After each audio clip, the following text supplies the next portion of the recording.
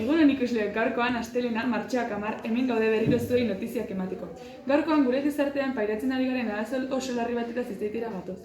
Hau da, hondakinen kudeaketa desegokia. Hortarako Txinoki Institutua oso adibide argia da. Beraz, Dolo, entzuten didazu, zer da gertatzen ari dena?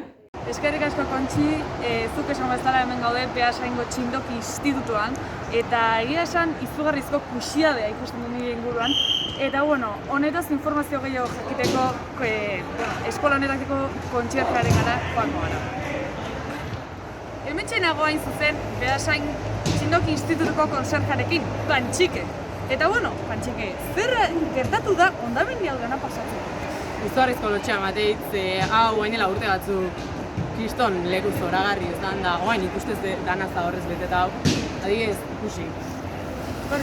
Urte hasieran proiektu bat bezala iruditu zitzaigun hondakin organiko konposta egitea aukera eharra zala eta behitu nola bukadun. Hau ez da posible. Lotxarri ez da zai.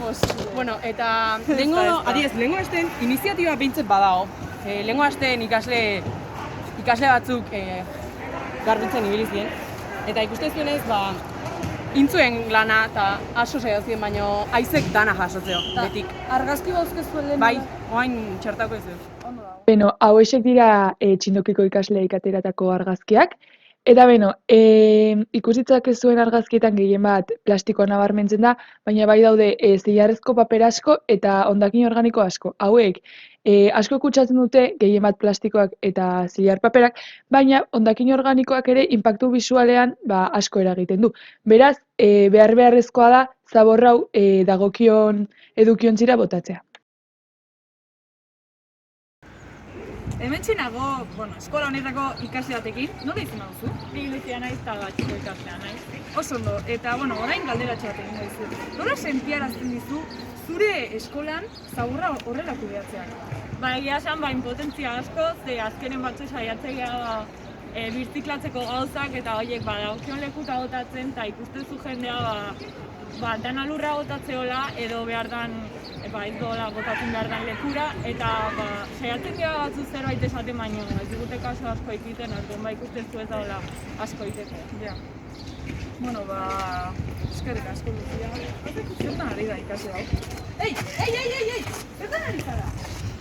Hemen ari gara sentsibilizazio kanpaina bat egiten, zaborra ondo kudeatzeko eta zu gure atzean horrela. Zergatik egin duzu hori? Markatu, hau? Plastikoa, organikoa, Oso ondo. Barkatu. Hau lotxagarria da. Galdera batzuk erantzuteko preste egongo zinateke. Bai, baina klase haukete, itxara, mesedez. Zer sentiarazten dizu? Basura, barkatu, plastikoa edo albala lurrera botatzean. Esan ez dut asko pelikak gero hori dezentratu agatzan mirik ez dago. Baina, zuk, imagina ezazu, horrelako zu bezalako, zu eta beste ikasleek albalak edo plastiko bolita hori botatzen batzen duten denak lurrera. Zua esan da, argian zehazen. Eta momentun pentsatzen zuta plastiko fatua, ez baina plastiko horiek desintegratzeko igual, 1000 bat urte behar ditu. Bai? Bale, barkau. Eske uste nuen, ez dakit jende guzti botatzeo eta azkenen normaltzat bezala hartzea, azkenen duenak egiten, ez dakit. Inetzen nahi eta egiten, ez egiten natura izurratzak atiko. Horretarako sentsibilizazio kanpaina bat egin dugu barkatu, eta nahi baduzu etorri eta ikasi. Bale, ados, barkatu benetan. Begira, ikasle bat animatu dugu zaborra ondo kudeatzera, orduan. Begira! Organikoa da hori, oso ondo! Hemenago berriz ere Pantxikerekin, eskola honetako konserjarekin, eta esan nahi dizut, egon naizela hainbat ikaslerekin, bat nahiko kontzientziatua zegoen, zaborra nola kudeatu kontu horretan, baina beste aldiz, erabat, ez zegoen mundu honetan sarturik, baina gure sentsibilizazio kanpainara animatu dut, eta pozik dago, egia esan.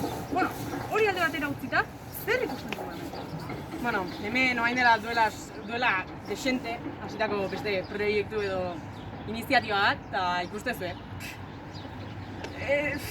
Dana zabortu dutaz. Bueno, eta esan didazun duen guztiarekin, ze ondorio ateratzen dituzu. A ber, azkenen honen helburua ez da inorri bronka botatzea, ze nahiko gauza zaila. Orduan, honekin nahi detena, ondoko herritako eskolak ikustea aldau barra daula.